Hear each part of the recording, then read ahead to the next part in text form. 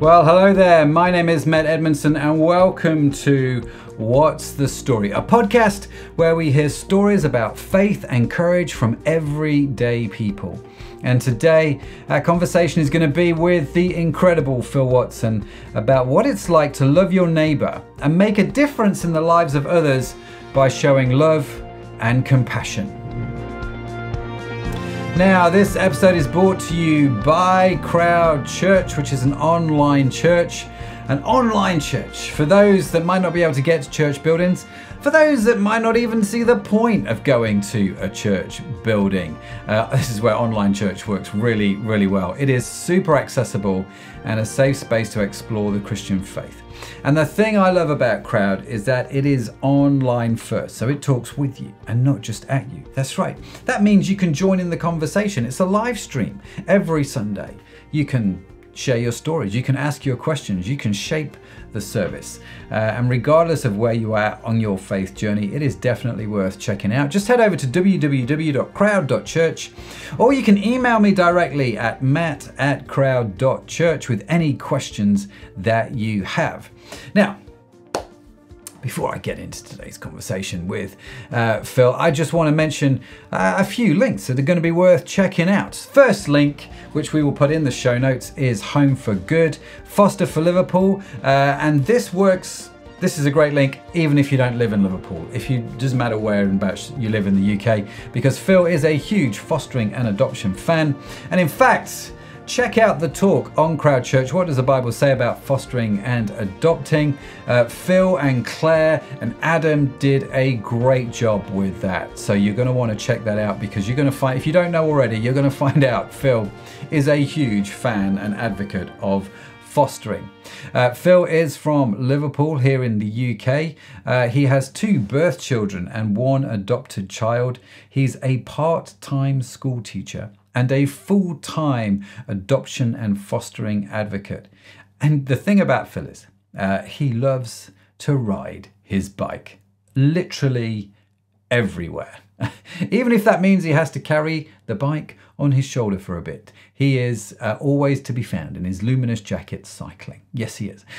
All of that said, honestly, you're not going to want to miss this. So without further ado, here is my conversation with Phil Watson. Phil, thank you so much for joining me here on Crowd Stories. What's the story with Crowd Story? We have Phil Watson, who is one of the sidekicks on Crowd. We've done quite a bit of hosting together recently at Phil's, which is great. So here we are again, chatting about all kinds of weird and wonderful things. How are we doing? Yeah, we're like the Ant and Dec of Crowd Church, aren't we? Or the Torval and Dean. Or maybe we are like, I'm Debbie... Is it Debbie McGee and you can be Mike? What was his name? Who's the magician? Paul Daniels. Paul Daniels. Yeah, a bit like that. Yeah. I'm going with that more as an option. Sally Birch used to host Crowd quite a bit when she had a bit more capacity in the time, and people kept referring to us as Ant and Dec. And I kept saying to her, which one are you? Because I know which one I want to be. Yeah. No, I'm Dec. No, I'm Dec. No, it's just really funny. It's fun to do this conversation with you, bud, and find out a little bit more about you. So you're here. We're both middle-aged men, and we've not always been middle-aged men. So how did it start for you as a Christian? Where did it all sort of begin? Well, I'm from the most, I'm going to say, straightforward, boring, traditional background of anyone you're ever going to meet. Well, I used to think I was, until I realised, as I got to know other people, that everybody's individual, everyone's unique, everyone's got an interesting story. Yeah, that's true. So I was brought up in the London borough of Sutton in the 1970s and 80s. And if you've never heard of Sutton, it doesn't surprise me. It had the very first drive-through Burger King in Europe. Oh, wow. Which has unfortunately it's been burned down, but it did have the first drive-through. I don't know why. It wasn't me that burnt it down.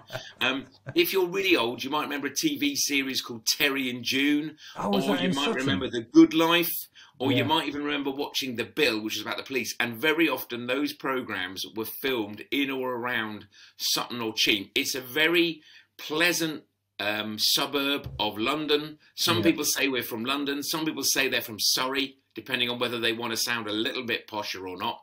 My mum was a teacher. My dad was a local solicitor. I got an older brother. We spent a lot of time mucking around in the back garden and the front garden. When it rained, we spent a lot of time, basically we seemed to play football all the time, or cricket, indoors, outdoors.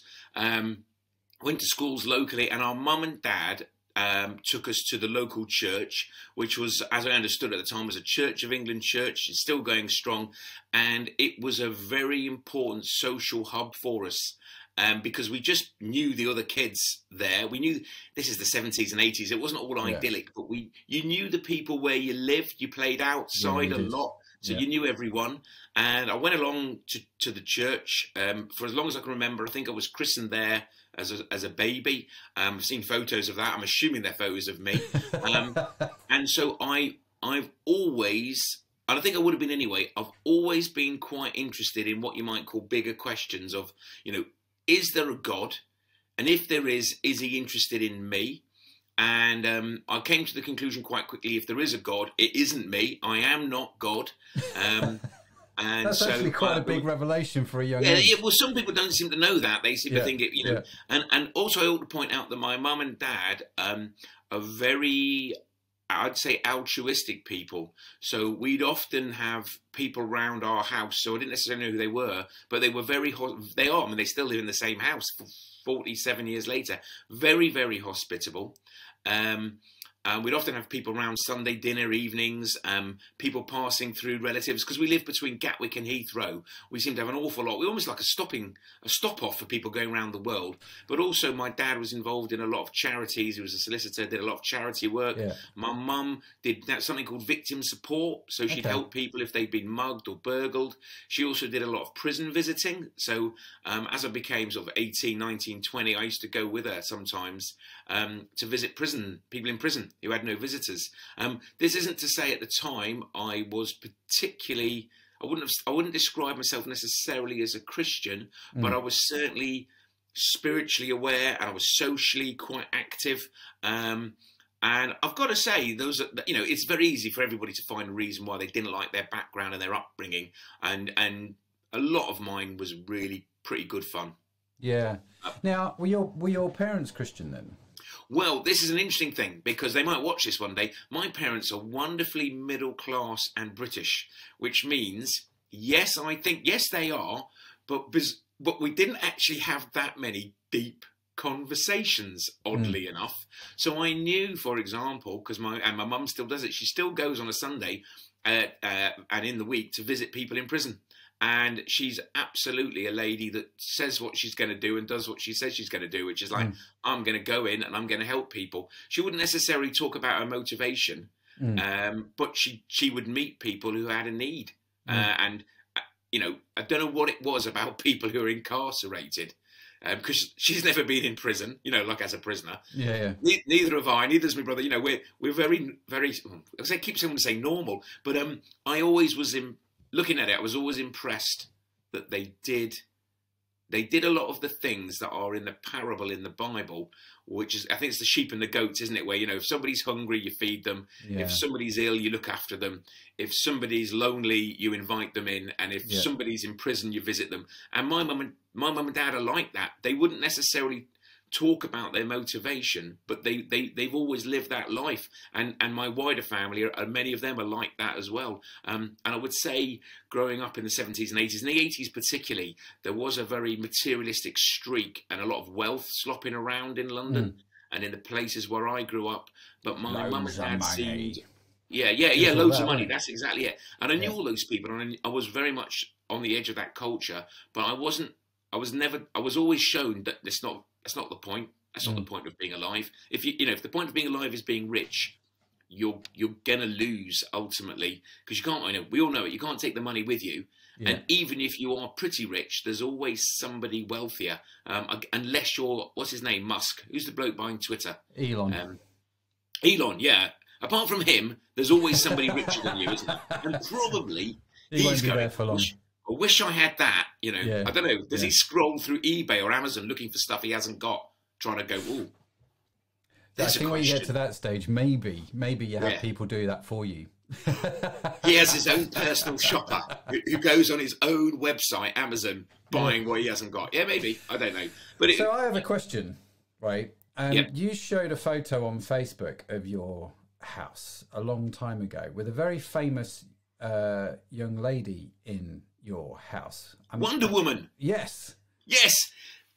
This isn't typical of my life. And can we just say this is Linda Carter Wonder Woman, not not a new one. Yeah, I got it.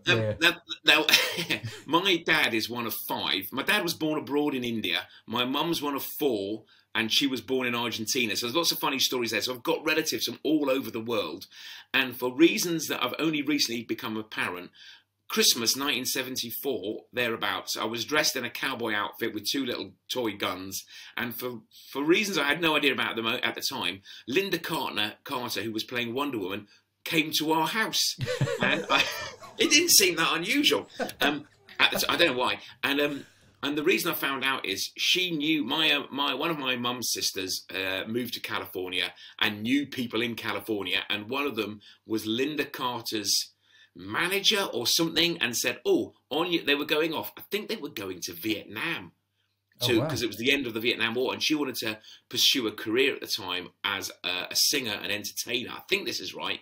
I'm not good on detail. And so on her way to Vietnam, she was stopping off in London to try and link up with some musicians, and she came to our house. And so I don't know if she was famous, but obviously to me as a 4-year-old, I was overwhelmingly indifferent to very attractive women coming round. I think some of the other men in the photos were like my uncles, and they were a little bit more excited by the prospect of Linda Carter coming around than me. But yeah, I've sat on Wonder Woman's knee. So thank you very much. It's one of my claims to fame. I think it's much better than any of the ones I've got, Phil. I'm not going to lie. Oh, that's not true. So you're growing up then in. When you said The Good Life, before you said that, I'm thinking that's how I know that kind of area of London, The Good Life. In fact, we love that TV show so much, we bought the DVD set and the kids watched it when they were younger, because it's quite harmless comedy, isn't it? The Good Life. It's harmless. Well, it's nonsense, but it's perfectly pleasant and funny. Yeah. And so you're sort of growing up in this environment. So your parents are kind of Christian. Well, they are Christian, but they're not what you'd. It doesn't sound like they're what you would call the modern day overtly evangelical kind of. They didn't shout about it. They just got on with it, I would say. And they were not. I think that The Good Life is an interesting reference point, because there's a sort of underlying snobbishness that you get. Is it Margot, the posh one next door, who's really worried about what people think? And certainly there were a lot of people like that. What have I got? Have I got as much as you? It's not unusual to have that as a character trait. Certainly my dad had none of that. It was peculiarly indifferent, kind of laughably eccentric about, he was very successful in his career, but you wouldn't necessarily know it. He was also, 2 things you should know about my dad. He was a Queen's Park Rangers season ticket holder. So he was used to disappointment, putting it bluntly. He went every week, came back going, I've done that. And he also, no one will remember, there was a political party called the SDP, the Social Democratic Party. There was sort of middle ground. They went into the Lib Dems eventually. So in an area where almost everybody would have been a Conservative voter, my dad was more left-wing than most people. He wasn't left-wing, but even that was relatively unusual. So he's also a very big questioner. So he'd go, why is that the case? So he'd want to have lots of different. He's quite cantankerous. Dad, if you're watching this, I'd be surprised, because it's online and you don't really do online. But he would always want to put an opposing view of whatever he heard on the news. He'd go, but what about the other side? And if you had an opinion, he'd go, what about the other side? Which was kind of annoying as a kid, but actually is really held me and my brother, I'd say, instead of question, don't believe the source, check it out, and if something seems too good to be true, or if something seems so one-sided, go, there's another side to that, there must be, which is great. Yeah, that's really interesting. So at what point then did you're kind of 17, 18 years old, visiting prisons with your mum. Have you sort of made a decision by this point that actually this is who I am and what I'm going to be? Looking back, I would probably say no, because I was perplexed. I had quite a lot of teenage angst. Now, I don't want to get all French on us, but I was doing French, German and history A-level, and French existential nihilism attracted me as well, which is, it sounds really a really stupid phrase, and it's the sort of thing you say when you're a teenager. And what it means is I was caught between, is there a God? Yes, I think there is, but that's not the same as being a Christian. What does the Christian bit mean? Also, is there any, existential nihilism is there any point in doing anything ever? Yeah. That's what it's, that's how you could summarize it. And probably reading French nihilistic literature and poetry.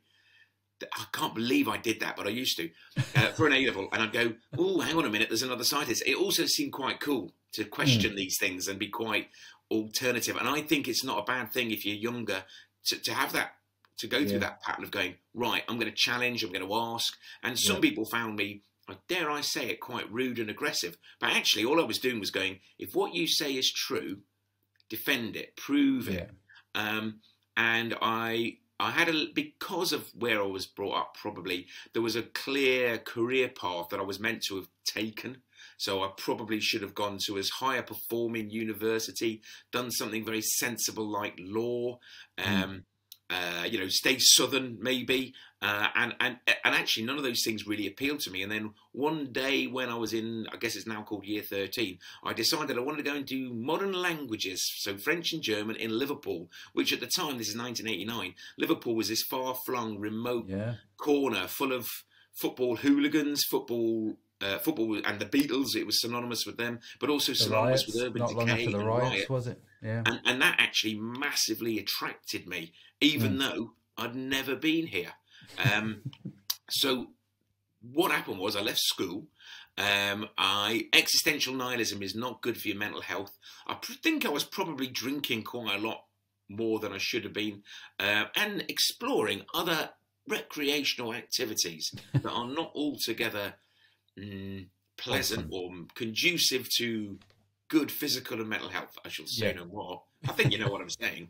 We know what you mean. Yeah. You know, and then I had something called a year out, which was quite common then. So between school and university, I had a year out, and I really enjoyed that year. It was very formative because I started off. I just went into a employment agency because I thought I better get a job. And I went into an agency and said, "Are you 18? Can you carry things?" That was the job advert. And I went, "Hi, I'm 18. Yes, I think I can carry things." And they went, "Great, you're now an industrial temporary member of staff." And this company would send me anywhere in South London to pick things up and carry them. So I worked as I worked in various factories picking things up and carrying them. So I carried beds, I carried sofas, sometimes sofa beds, chairs. Occasionally I was I was a catering assistant, so I cut cheese for quite a long time. The most boring ever was I put sesame seeds onto croissants. I did that for 12 hours. It's not as easy as it sounds. So the croissants will come on a conveyor belt, you pick them up, and then you put them in a sponge of water, and then you put them in a big tub of the sesame seeds or the poppy seeds, whatever they were. And then another bloke, he would pick them up and take them on and move them down the conveyor belt. So I did this. For 12 hours a day? Yeah. £2.90 an hour. Obviously, then you pay your tax. And I remember thinking, this isn't that exciting. One day when I'm older, I'll want to do a different job. And you know, I don't mind croissants. I like croissants. I'm glad somebody's in the croissant making business, but it wasn't for me. And so I did lots of temporary jobs like that, which was meeting a completely different range of people from what I was used to, because they weren't, dare I say it, they weren't as middle class as we were. And I loved being a hospital porter. And I didn't realise this at the time, but I didn't realise how chatty I was. They just said, "You're too noisy." No one had pointed that out before. I know.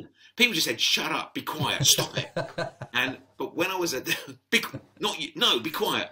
And when I was a hospital porter, you get, you know, whatever it is you're carrying around. So I was the medicines porter in a hospital, and I'd get this trolley loaded up with drugs. I used to think this was hilarious, and I used to push this trolley around a massive hospital site that was full of drugs and just go around the different wards and go, "Hi, suppository anyone?"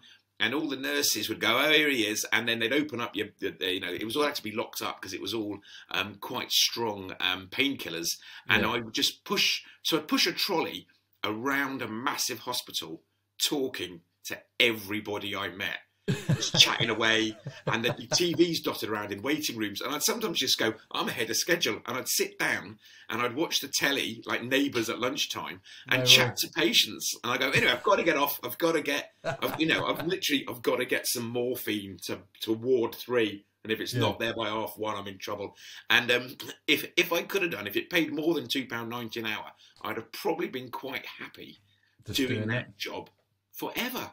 Maybe I'll go back to it. It keeps you quite fit. It sounds like a great job, to be fair. It suited me. And with the money I was saving, I then went travelling. And I know nowadays people tend to go, you know, to very exotic places. I was only really interested in the continent of Europe, and I'm still very Euro focused, you know, as a geographical entity. And I was doing, as I'd done German and French at A level, and I was going to do them at university. So I bought a train ticket. It was called interrailing, and you can still do it. And I basically went off interrailing for about 4 months and hitchhiking. And it sounds not that exotic now, but remember, this is no internet. There's no phones. And my brother was living in France. I went to see him. And then after a few weeks of seeing him and 1 or 2 other people he knew, I just went to a city called Nice in the south of France. So I was only 18. And I put my thumb out by a road and see where I'd go. And I went to Venice in the end, to start off with. That was rubbish. I was really disappointed with Venice. And then I had Interrail tickets and train tickets. So I just zigzagged across the continent. Now, this is before the Berlin Wall came down. So we were in the Cold War. So you couldn't go, did you not go to Poland? You go, you couldn't. Did you not go to Czech Republic? Didn't exist. And there was a war going on in Yugoslavia, or about to be, so I didn't go there either. And again, it's a bit like being a hospital porter. So I would arrive in the city of Cologne in Germany, had a little book that said there is a youth hostel here. I'd find it and, you know, knock on the door and say, "Hallo, ich möchte hier bleiben." And then they'd go, "We're English," or "We speak English." And I go, "Oh, I thought you'd be German." I was always disappointed. And you go in and you bunk down in a room with 10, 20 people. And I'd start chatting, and then we'd all go out to the pub, or we'd go to whatever tourist thing there was. Sometimes I didn't even sleep in a hotel or a hostel. I remember being in the Black Forest and going, "This is nice. I'm going to lie down here." And I went to sleep under a piece of plastic in the Black Forest. Again, I'm not sure I'd do that now because it's quite dark and spooky. But different world now, isn't it? But then everything just felt safer. I guess I was alone or isolated in 1989 in Europe as you would be anywhere on the planet now, because there was no phones. There was no way of, no one could find me. You couldn't track you, it would have been hard. And so I zigzagged across the continent. Then after about 4 months, I kind of run out of money. So I thought I'd better go home. And, you know, it's an interesting thing that I've always had that safe base, and maybe I'll come on to that later. I've had I can just go home. I'll just go home. And I went back to Sutton. Then I don't think I told my parents, and I just walked home from the station and walked in. And I remember very clearly my mum was in the kitchen washing, and I walked in and she hadn't seen me for 4 months. I'd rung a few times, and I went, and she said, "Oh, you're back early," as if I'd just been to the shop. And there's a wonderful, and I like it now. At the time I found it a bit odd. There's a lovely kind of, "Oh yeah, great. You want to wander around the continent? Go for it. Do it. Why not?" Which probably is a bit unusual now. It is, but I was talking to Zoe, my daughter, about this. We've just been away for a couple of weeks. And we went to the state of North Carolina as part of our trip, and I did my year out in North Carolina. I worked at a children's home over there, and that's where I became a Christian, was at this children's home. So I took Zoe to see the children's home and meet some of the people over there that had a big impact on my life and all that sort of stuff. And I did the same a few years ago with the boys, and interestingly, the boys they've not looked at that and gone, "I want to do a year out," but Zoe's looked at that and gone, "I want to do a year out." I don't know what it is I want to do. But I think this year out, or this gap year before university after school, is actually, for me, I don't know about you, Phil, I think it's quite a formative time. Do you know what I mean? And it has a big impact on people. I found a lot out about me. I could have possibly done that anyway. I don't know, but what I saw, and here's a message for some people. What I saw as character weaknesses, as in you talk too much, you're too chatty, you need to focus on detail. I actually began to realise was a strength, which was, I'm not particularly interested in. I'm not interested in. So with the languages, was never particularly good at getting all the grammar right. But I was really happy to just do the speaking, which actually is like, I'm relational. Put me with people and I'm more than happy. Ask me to fill in a form, not a chance. And when I came back, it's interesting, isn't it, again, because I think we're probably similar in this regard. If I see opportunities, I tend to go, I'll give that a go. What's the worst that can happen? Again, it's probably the benefits of my family is like, give it a go. Try, see what happens. Yeah. And a friend of a friend of a friend's mother, or something like that, said, oh, there's a job going in Corfu, the Greek island. Does Phil want to go and work there? So I'd been back in England a few weeks, and I thought, oh, Corfu, Greek island, what's the job? And I went on for an interview and for this company, and they went, can you swim? And I went, yeah. And they went, can you... what was it? Can you drive? And I went, yeah. Now, that wasn't actually true because I could drive. I didn't have a license. Okay. And when they said, can you swim? It's true. I could swim. I didn't actually have any qualifications that said I could swim, except for, do you remember the bronze personal survival where you had to get a rubber brick for some reason that looked like a big load of dope from the bottom? Is that one where you had to wear your pyjama trousers? Yeah, pyjamas. So if I ever fell into the sea in my pyjamas, fine. I'm sorted. And if I had to get a big brick from the bottom at 3 foot deep, fine. But crazy, really. Anyway, and also it happened because of the link. It was a Christian holiday company, and they went, oh, so you go to this church in something? Yeah. I went, yeah. And they went, great. And so I got this job, and it paid £30 a week.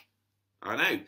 It was it was free board and lodging, £30 a week, and basically all the food you could eat, and beer was half price. And I went, I'm going for that. And I absolutely loved it. I was setting up toppers and mirrors, which are types of boats. Didn't know about them. Got taught. I worked out how to set up windsurfers, and I got to drive a speedboat. All around, because basically it was an offshore wind. So all these holiday guests would arrive at this hotel, go, wow, brilliant. And I'd go, hello, welcome to the hotel. This is how the toppers and mirrors work. Just picked it up as I went along. And then they'd all get in these boats, and it was an offshore wind. So they'd shoot off away from Corfu towards Albania. Then they couldn't get back. So then I'd get in this speedboat and drive out to get them. And it looks really cool in the speedboat. It's really easy. You just go out and then just do that. And it looks like you've done a handbrake turn. You just skid it up next to them and you go, hi, I think you're struggling to get back to the shore, aren't you? Let me give you a tow. And then I'd turn in. And because I was 18... Did you have the Miami Vice music playing? Yeah, it was amazing. Blaster? Yeah. And because it was I was 18 and full of energy, they then go, we'd sort of do 8 or 9 hours on this, working on the beach. Sometimes I would be driving a van around as well, which didn't actually have a license for, but I could drive. It's the wrong modal verb if you want to be pedantic. I could drive, I just wasn't allowed to drive. Licensed to drive. Yeah, I wasn't licensed. Modal verb, to can or to be able to. There you go. Be careful what you asked.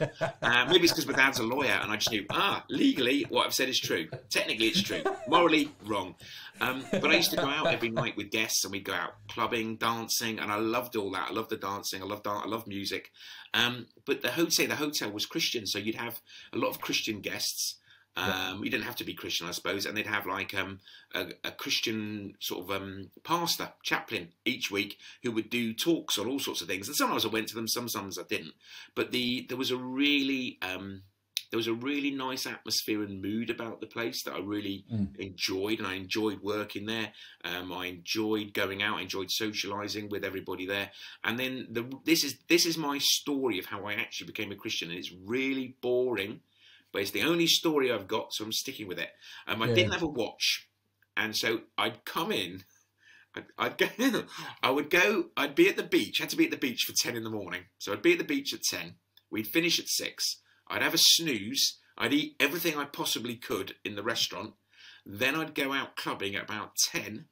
then I'd get in about 4, and then I'd wake up to go to the beach about 10. So it's a kind of a slightly insane lifestyle. Yeah. And you can do it when you're younger. Yeah, you can do it. Now I'm like, ooh, how did I do that? Anyway, one morning I woke up and I didn't know what time it was because I didn't have a watch because I just didn't own very much. And I went down into the foyer of the hotel and there was no one around. And I went, well, it must be earlier than I think. It can't be, it must be 7 in the morning. Anyway, so I sort of sat on a chair and I just flicked through. There were magazines by the in the foyer like you might get. And because, in some hotels they'd be about tourism or they'd be about cars or whatever hotels. This happened to be a Christian magazine, and I was flicking through it, and there was an article, and I can't remember all the details, but the article said something along the lines of, "You believe in God, great. Most people do. It's not the same as being a Christian. Do good things, great. Loads of people do that. It's not the same as being a Christian. To be a Christian, what you have to know is, or believe, is that you have sinned. That there are things you've done or you're doing that God doesn't want you to, but there are also things you're not doing that God wants you to do." And I was not a bad person by most people's standards, but I thought, actually, there are things I do that I shouldn't do. And I realised that this bit in the Bible about Jesus being on the cross, which I'd never quite got my head round, and the bit on about Jesus, basically, if you sin, there's a punishment, there's a consequence. And I understood that from school. You do something wrong, you get caught, there's a consequence. If you don't get caught, there doesn't appear to be a consequence, but you're still wrong. And I sort of twigged. I went, oh, hang on a minute. So I sin, Jesus died for me, so that he takes the punishment, so I don't have to. And then it was 7:30 in the morning, August, roughly, 1989, and I went, right, I believe that, I'm gonna do that. And I'm not gonna say there was a bright light. I'm not gonna say there was the sounds of angels. You could argue that I was sleep deprived, and so I've made the whole thing up. But actually, I just went, yeah. And I'm a little bit like that as a person, going, yeah, I'm gonna do that. I'm gonna become a Christian. So. Without a ton of other theological reasoning, I just decided to do that. And I would argue that I felt different. I felt lighter, happier. And you could say, oh, hang on a minute, that was purely circumstance. That was purely, say you were tired. You'd had it was emotional. I'm going, yeah, maybe. But 33 years later, I still have that same sense. I've had, and I would describe that as a religious experience. I can't say to you, I've got a really convincing story that's full of reason. It was to some extent, well, you could argue it's emotional. I would say it's spiritual. And I've had a series of religious experiences since that I can't explain other than there must be a God. And there is somebody called Jesus, and Jesus is God's son. And there's lots of theology, there's lots of bits in the Bible that I don't understand, and I don't mind that. I don't mind not knowing everything. So when somebody says to me, yeah, hang on a minute, what about evil and suffering? I'm going, brilliant, I don't know, I'd love to know. I think free will is a wonderful gift that we've got, or a wonderful thing, but I don't understand why there is, I'm going to get onto moral evil, natural evil. I don't understand why there's tsunamis and earthquakes. I don't understand why God always does what he does and why he doesn't do what I want, even though I ask him. It's outrageous, isn't it? It's outrageous, God. What are you playing at? Yeah, but I don't mind, and I don't mind not knowing everything. It's okay. So I would say that day is when I became a Christian. And what was interesting, I guess, from my own story is, came back from Corfu, and I went to university. I came up here to Liverpool, which was a long, long way from Sutton in those days. And I arrived in a new city, in a new place, new relationships, without any history. So there was, you're a blank canvas. And that really suited me as well, I think, because it turns out, and I know this will be a shock to you, Matt, turns out I was, for the first time in my life, I felt quite popular. So I'd go along to the course and go, hello, everybody. And people go, wow, you're really chatty and friendly. And I didn't know I was. So within 2 days of arriving, I'd organised, kind of by mistake, a pub crawl down the Smithdown Road, which is a very famous road in Liverpool. Yeah, yeah. And I made these posters with this bloke called Mark saying, "Meet here for the Phil and Mark pub crawl." And all these people came along, and I went, "Do you know the way to the pub crawl, Mark?" And he went, "I haven't got a clue." And I went, "Well, it must be this way." So we just set off, and we headed off. We went this way. And if you say, there's another tip, if you say things with a degree of confidence, it's amazing what people will believe. People will follow you. Yeah, yeah. And I really enjoyed that time at university. I really enjoyed my course. I really enjoyed learning. I found I like learning for the sake of it. I like the literature. I like the art that we learn. I like the language. And I went to the laundrette and met a girl.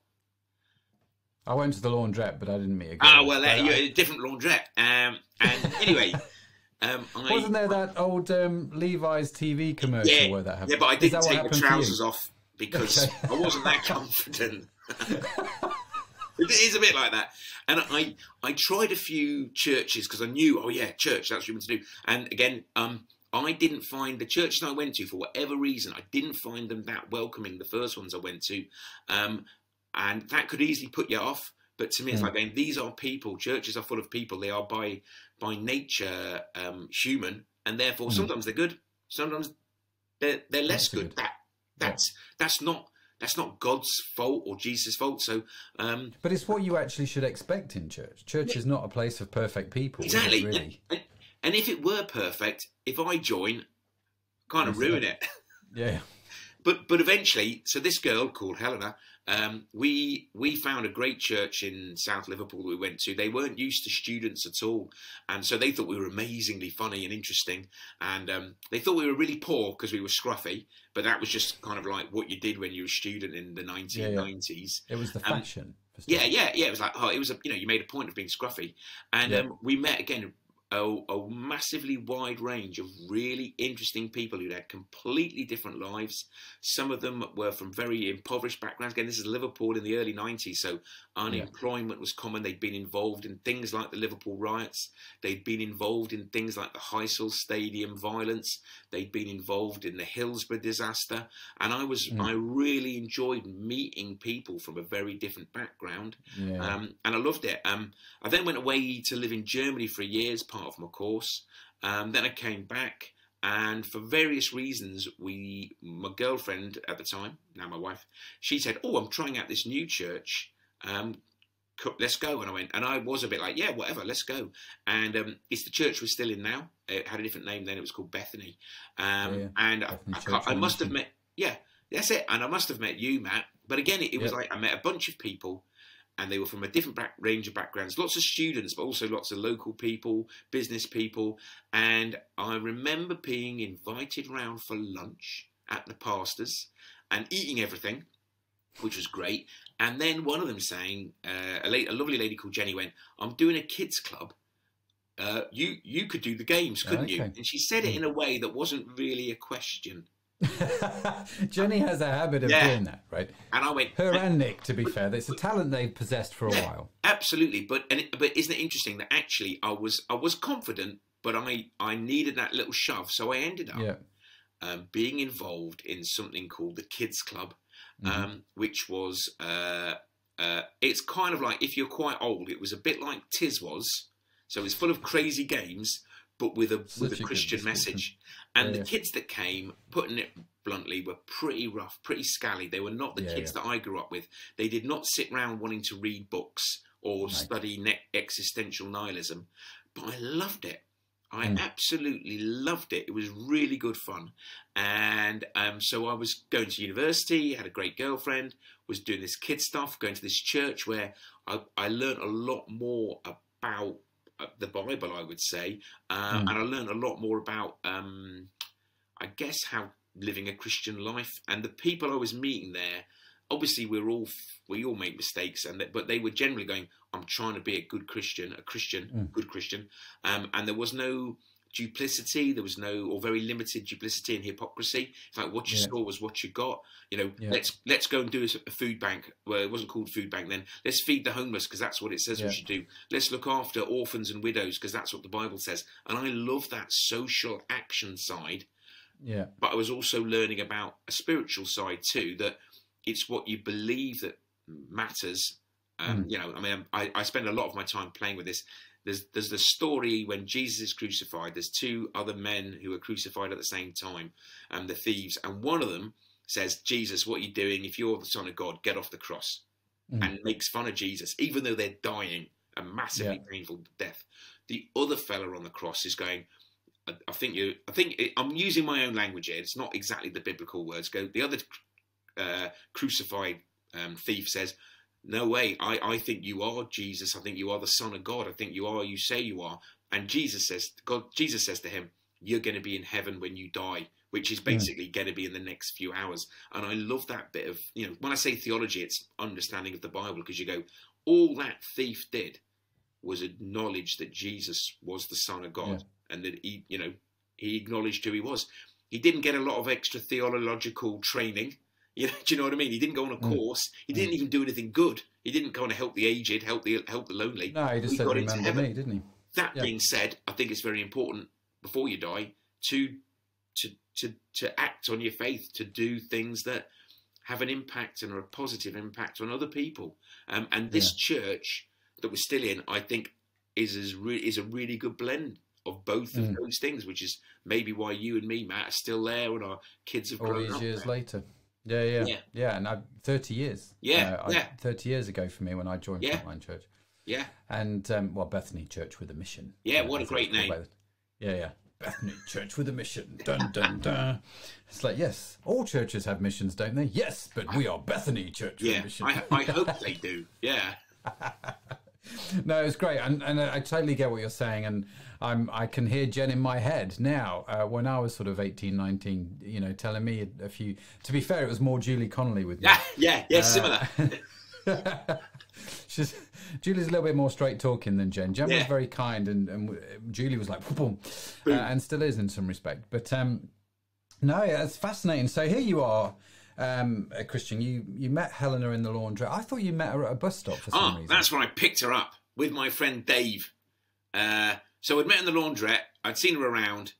In those days, there's no phones, is there? So you had to stalk people, if that's the right word, by just hanging around where they might hang around. So I knew she might be in this pub, this club, this, you know, whatever. So I just hang around, and I saw her with my friend Dave, and she was waiting at a bus stop with another girl called Jo. And I said, "Dave, pull over. Let's give them a lift home." And that was the evening of our first kiss, with George Benson playing in the background. Never give up. Very good. Anyway, and it's really interesting, actually, because there's another example there of what I would call a religious experience, because she was doing law. She had a really good career path and a really good career plan. I ended up doing a master's because I like studying. And in those days, you didn't have to pay. Sorry, everybody. Yeah. I did a 4-year degree. Then I did a master's in the administration of the European Union. So I was the only person who knew how the European Union worked in the whole of Britain. And I still didn't fully understand it, but never mind. And then I got a job. I got a proper job. I was an export sales manager, selling graphic arts filing. It's not that interesting. Although there was a lot of talking. And people were saying, "Why aren't you getting, you're going to marry Helena?" I was like, "Oh, I don't know about that, And I was in church one day. Helena wasn't there. And for reasons I cannot explain properly as a cerebral, intellectual process, I just burst into tears. And there was a fella there called Paul, who, Matt, Paul Ed. And I went, "Paul," and he went, "What's wrong?" And I go, I don't know, Paul. And about 10 minutes of crying, I stopped crying, and I was like, well, that feels better. That feels good. And it's funny, somebody was explaining this once to somebody who wasn't a Christian, who went, "Do you think it was a mental breakdown?" And I went, I don't know. If it was a good one, if you can have such a thing. Because 10 minutes mental later, breakup, maybe, rather than, I felt like a lot of things somehow had been dealt with. And I wonder, and again, I've got a theory, and I wouldn't like to put it to the test necessarily, that sometimes as a Christian, you can work through issues in your life. Like you might be very angry, you might be very bitter, you might have had a very difficult past, and slowly but surely God can help you deal with that. And not everything gets dealt with. Some things you just carry with you, physical health, mental health issues. Other times, and this has happened to me on 2 or 3 occasions, it's almost like I've had keyhole surgery. And that's the only way I can describe it as a comparison. So it's like 10 minutes of crying, and I was like, oh, I feel better. And I don't know why God would do that. but I believe it was a God thing. And the next day I said, hey, I think we should get married. And Helena went, I've been waiting for you to ask me that. And I went, well, there you go. Boom. Yeah. How long have you been married now? Only 27 years. And just the other day, it felt like I nearly knew what I was doing. And then you had a word with yourself. Yeah, well, it's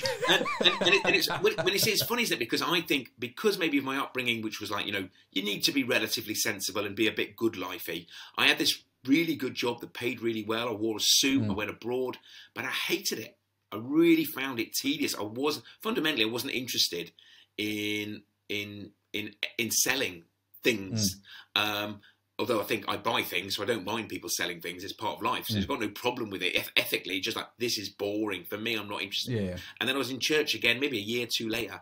And I was like going, I'm not happy. I'm not happy. And it's almost like there wasn't a particular verse. There wasn't a particular message that I remember other than, I think I was made for something else. I think God made me with a heart for something else. So I chatted with Helena, and we couldn't quite afford to do this, but I gave up my job and I went to volunteer, because I wasn't paid, to work back at the kids club and to work for the church. And apart from taking 100% pay cut, it was brilliant. Everything about it was great. And maybe I'm not that materialist. I mean, everyone's got to have some money, but I was like, oh, this is so much more fun, and I don't mind it. You know, I'm not going to hotels and restaurants. I don't care. I'm mucking about in places that you might have heard of, wherever you are in England, Toxteth, Wavertree, Kenny, Kensington, not Kensington, London, Kenny, Liverpool. Very different places. Very different places. And I loved it. And it was like, this is great. And I think this is, you know, there's a great verse in the Bible, God's got a plan for your life. Now, it can be misused, that verse, but I'm pretty sure that there is something about God's got all sorts. He knows me well, and he knows what I'm good at. He knows what my skills are, if you like. He knows my heart. He knows my personality. And it probably wasn't to sell filing.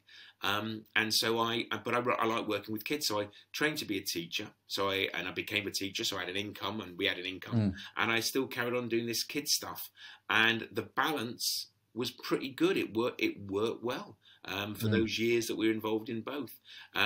Then to jump forward, we had children, and this sounds odd, but it will make sense in a minute. We had children in the natural way. Got it? So we were living in a semi-detached house, great church, great kids. My wife was a solicitor. I was a teacher. Brilliant, brilliant, brilliant. And then my wife, who was pretty clever, said, should we foster? And I was like, you know, what? Don't know, whatever. And she said, yeah, look, there's an evening to find out more about fostering. Should we go along? And I was like, what, like on a date? It's not a very good date, but I'll go anywhere with you, dear. So we went off to the local council's foster event, and the social worker who spoke put us off entirely by speaking in a social worker language I didn't understand. Then a lady who was a foster carer put us off by saying, these teenagers that I look after keep smashing up my house. But then, so I was like, I'm not doing this. And then a young lady spoke who'd been in care. And she said, going into care, going to live with strangers is terrifying. If you could make it less terrifying, could you foster? And I knew that the Bible talks quite a lot about looking after. They call them in the Bible orphans. And it's like, essentially, that's kids who haven't got a family. And I'm a bit like this, and it's a great way to be if you can, which is like, well, let's give it a go. What's the worst that can happen? We can always stop. So we went through the process of becoming a foster carer. It took us about 8-9 months. It's pretty rigorous. You can't just ring up and say we'd like a kid. You know, they really need to. There's a few questions they want answers. There's a lot of questions. You fill in something that you fill in a form called a Form F. It's a book. It's 100 pages long. It's Book F, it should be called. And so we started fostering. So we had from 2 birth kids who were 5 and 7 or something like that at the time. We started having additional kids coming into our house. And some came one came for 4 hours. One came for a few days. Then we had one for a year and a half. And you might have know about this. I mean, it's a whole other podcast about getting a kid ready to be adopted.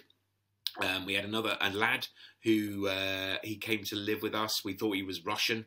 And so when he arrived, I said to him, Privyet, because I'd looked up on YouTube how to say hello in Russian. And his first words to me were, why are you speaking Russian? I'm not Russian. And I went, oh, where are you from? And he was from Moldova, which you know, is in the news at the moment because of the Ukraine-Russian war. And oddly enough, we lost contact with him, but because of the internet, Instagram, a little while ago, he found me on Instagram, and it was just wonderful to be sort of reunited by the World Wide Web with a lad that we looked after for some time. It was just lovely. It's been lovely to chat with him. And one little kid who we fostered got adopted. The adoption broke down, which does happen. 2 years later, he came back to live with us when the adoption didn't work, and we fostered him again. And then one sort of afternoon, he's been very, very quiet, which is good and bad with children. And I thought, oh, he's being quiet. Usually bad, to be fair. Shall I enjoy the silence, or should I go to find out what he's doing? And I enjoyed the silence a bit too long. And then I went to find out what he was doing, and he was in the front lounge in our house, and he'd got a family photo, and he'd smashed out the glass, and he'd added a picture of himself with his name. And I went, oh, look at that. That's very exciting. He was covered in glass, which is a bit of a health and safety thing. But safety issue, yeah. You've got to be careful about that. But I was more interested in what he was trying to say. And he was basically trying to say, can I join your family, please? Which is a very hard thing to say. And it's not why we went into fostering, but we went, yeah, okay. So we ended up adopting him. So this kid has had he's had a lot of parents. But he did say to me, and I will change the language, when it was Father's Day, when I've had, you know, what he say? You're the best dad I've ever had. The others were really, and I was like, get in. And that was so. We've got 3 kids, 2018, and he's nearly 15. So he's planning his birthday as we speak. Fair enough. He's got a very long list on Amazon of what he wants, and if we bought it all, it would come to 17,450 quid, something like that, you know. Well, aim high, Phil. Aim high. I like that. I'll read. What's the name of that fella? Elon Musk. Have you got his number? Yeah. Just give him a ring. Elon. I can do with a few quid. I was still a teacher for a long time, but I found it I began to find it a bit stressful, and you know, middle-aged man doing okay, but I began to get. I don't think it was depression, but I got very anxious about work. And somebody said to me, who's a very wise person at church who worked in mental health, chatted to her, and she said, you've got, I think she referred to it as environmental anxiety. So you found yourself in a situation that you're not, I mean, 1 or 2 things can happen in your life and you're fine, but so many things were happening that I wasn't able to deal with them very well. So I wasn't sleeping, I wasn't eating very well, I was getting very anxious at the weekend. I was trying to get ahead of the week by looking at emails all through Sunday. So I was, and I would say, looking at this now, if I could give any tip for mental health, it's, you know, the Bible, so Old Testament, New Testament, even the Quran, you know, I mean, you know, I'm not a Muslim, but they talk about having one day being different from the others. And I can't help thinking that having a day different, day of rest, whatever you want to call it, Sabbath, Shabbat, day of rest, one day different from all others is really good for our mental health. And I wonder if the reason we have such poor mental health in the West is because we've eroded that, and we treat all 7 days the same. But with a lot of help and friends, kind of got better. But I did think I need to change my environment, so I stopped being a full-time teacher and became a recruiter, or promoter is maybe a better word, of fostering. So I now spend 3 days a week teaching, love it, teach German, theoretically French, although that doesn't happen very much, and RE, so a lot of ethical issues. Is there a God? I'm always asking kids that question. It's brilliant because they always want to know what's the answer, and I go, that's the whole point. We don't know. It's a matter of faith. It's if somebody says they know there's a God, they're using the word know incorrectly. That's me being kind of slightly cantankerous again, going, no, you don't know it. You know facts, and it's not a fact. It's a matter of faith, and you know, you don't know everything. That's why God is omniscient, which is from the Latin all-knowing. You're not. You're just a kid, and I'm just a big kid, basically. And it's a pretty good balance at the moment as our kids get older, and my wife's changed her job a few times, still works in law. She's an academic. My wife is an academic, Matt. You know you've achieved when you become an academic, when you've worked so hard. The university you went to says, do you mind coming back? Could you come back because you're so clever? It's not happened to me yet, Phil. It hasn't happened to me. So I spend quite a lot of my time with kids who are shall we say, marginalised, sometimes traumatised. I do some other charity work where I try and keep kids out of going into care. I work with foster carers and adopters, trying to help them deal with the kids, because even when you adopt, it doesn't solve the trauma and the distress that you may have experienced as a child, and it's sometimes very challenging, but I find it really worthwhile, and that is that's one of the values I have. I think I'd have had it if I hadn't become a Christian. I think it would have been reflected in maybe politics or something like that, but actually it's become, I'm inspired by a sense of justice that I've got, but I'm also inspired by many bits in the Bible that say, what are you doing about the poor person? What are you doing about the widow, the marginalised, the orphan? What are you doing about the refugee? And I do sometimes, and I tend to ignore it, I do sometimes despair when I see people that would say they're a Christian who don't appear to have read all of the Bible in the way I have. But it's not my job really to, I'd rather not go on about them. I'd rather go, I don't care. I'm going to look after this kid. Whatever that fella wants to say. You do those God bless them prayers, don't you? Yeah. And you try and do them in a non-self-righteous way, which is always the tricky part. I do the self. God bless those people. I'm sure they think they're doing what is. No, they're not. I mean, a lot of my life's great. So, for example, this weekend, I'm taking this little kid. He's 10 to his first football match. I mean, it's not all good. He's going to see Everton.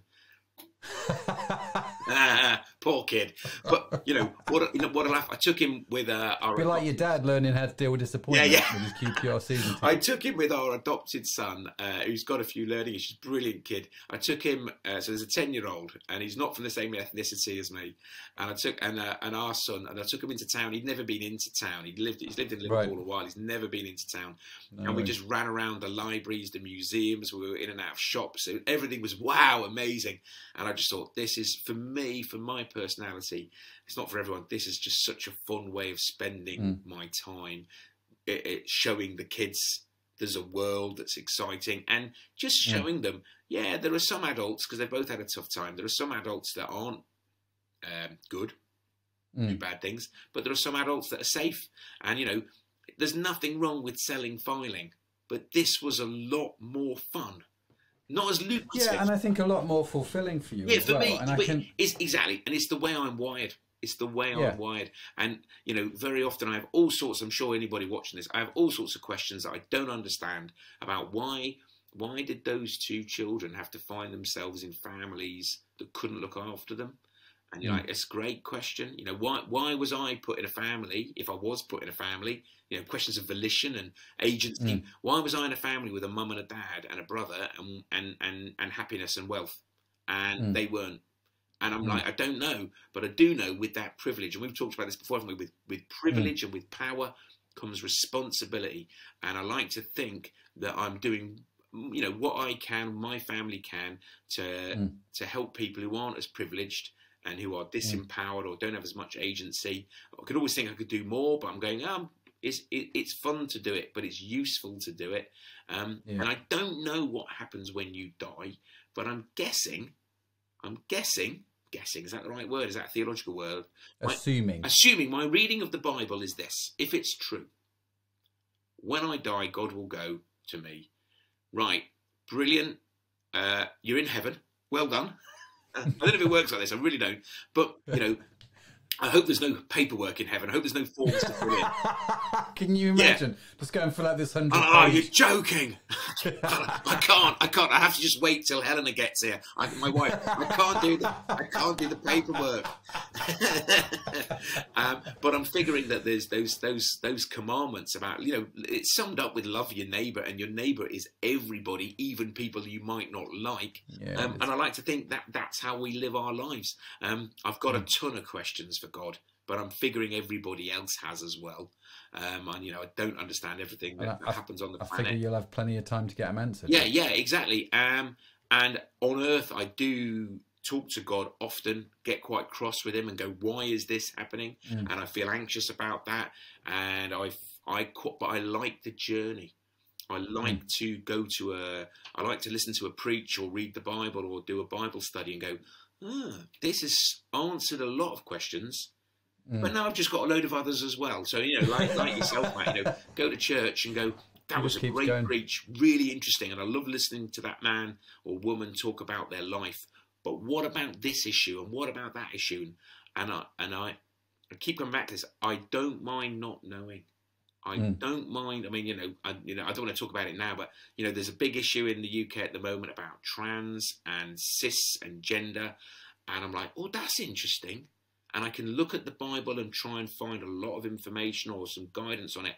But there's a lot about that I don't even understand all the words. Yeah. Maybe because somebody said, are you a cis male? And I'm like, I don't know. And you know, like, and you think when I was younger, I'd laugh at people who didn't understand the modern world, and I'm going, I'm turning into one of those people that goes, you're turning into the middle-aged guy that goes, I just don't know. I don't know what I'm doing. I don't know what that is, and I'm trying to find out. I really am. I'm thinking, right, because you know, people are people, aren't they? Everyone's made in the image of God, so people are people. But that doesn't. I don't know. Let's not talk about it now because that's a whole other podcast. And that's very much another discussion, but I think it's an interesting point. That I think there's the thing that I love about the Christian faith, and the thing I love about your story, this whole I don't mind not knowing. There's a word the Bible uses. I've learned. Paul says it. He says, "I've learned what it is to be rich. I've learned what it is to be poor. But in all things, I can do all things through Christ who strengthens me." In other words, and he talks about being content. Yeah. In this phrase, do you know what I mean? It's like, I've had loads of money, I've had no money at all, but you know what? I'm content. I'm all right. Yeah. I'm all right. I don't know all the answers. Yeah. And I'm all right. I'm content. Yeah. And I think it's probably one of the most underrated aspects for me of the Christian faith is that level of contentment that it sort of comes with, where you go, I don't know all the answers. Yeah. And I know I only look at life in this very small, tiny sphere in which I operate. Do you know what I mean? We've just travelled to the States. They see things very differently over there. You know, you talk about Moldova, they're seeing things extremely differently over there. Do you know what I mean? So I understand that in this small sphere in which I operate, I don't know. I don't get everything. I don't get all the big picture all the time. But you know what? I'm content. Yeah. And I have God to thank for that. Yeah, yeah. Right? And it's a beautiful thing, isn't it? Yeah. So, Phil, listen, I'm aware of time and it's always lovely chatting to you. I talk too much. I guess... Never.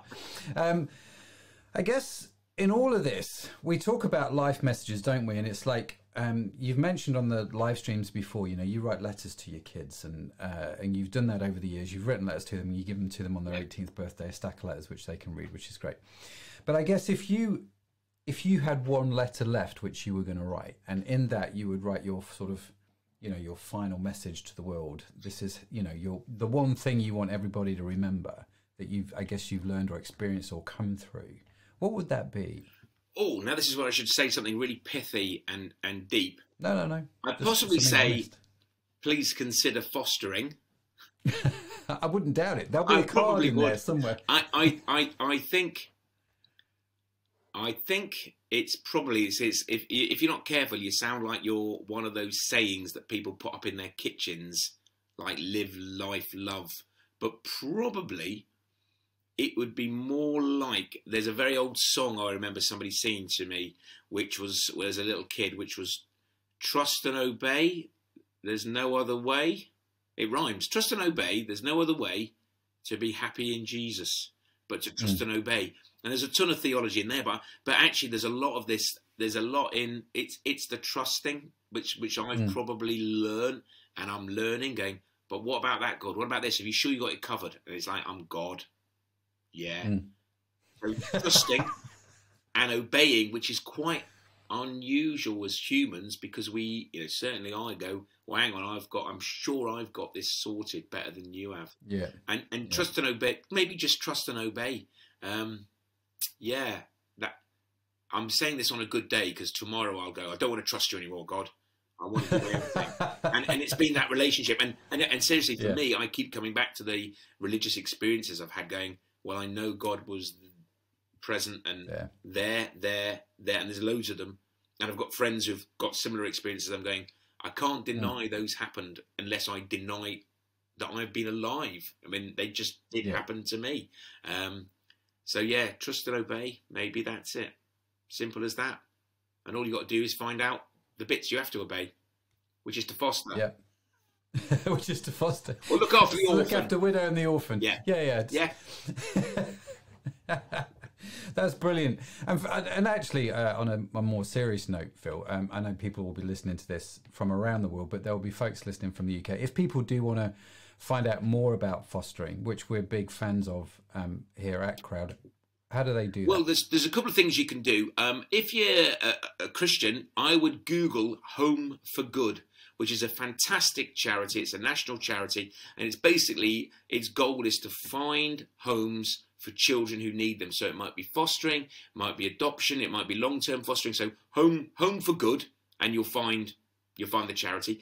If you really want to foster, the best thing to do is to go to your local council and Google, say you live in Surrey, Google Foster for Surrey, Google Foster for Gloucester, Foster for Liverpool. You'll find lots of agencies as well. I don't want to go into all that now, but you'll find something there. Or you can Google Fostering and Adoption with Phil.com, and you'll find my blogs, which are basically stories of fostering and adoption. And check them out. Check them out. I need the readers. Yeah, you need to read this. Yeah, check out his blog. Leave comments. He'll respond. Yeah, I will. Guy. Yeah, no problem at all. Phil, listen, thank you so much for coming onto the podcast. Pleasure. Great to hear your story. And honestly, man, love it. Love what God's doing in your life. And thanks for just being you, man. I love it. Love it. All right, mate. Thank you very much. Thanks, everybody. So there you have it. What a great story. A huge thanks again to Phil for joining me today. Now, don't forget to subscribe to the podcast, wherever you get podcasts from, because we have some great stories about faith and courage from everyday people lined up in the can, ready to go, and I don't want you to miss any of them. And whilst you're there, why not make sure you subscribe to the Crowd Church live stream also. And if you're around Sunday 6 p.m. here in the UK,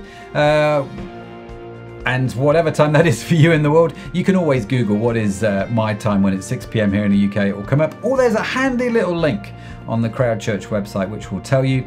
Come and say hi in the live stream on Facebook and YouTube. Come say hi in the comments, ask your questions. It's going to be great to see you there. And in case no one has told you today, you, my friend, are awesome. Utterly, utterly awesome. Yes, you are. It's a burden we all have to carry, because that's the way God made us. The Bible tells us that we are fearfully and wonderfully made, and that we can walk that out for the rest of our lives. That's fantastic. That's the good news. That is the remarkableness of the God we serve. What's the Story is produced by Crowd Church. You can find our entire archive of episodes on your favorite podcast app. The team, the fabulous team that make this show possible is Sadaf Bainor, George McQuaig, Estella Robin and Tim Johnson.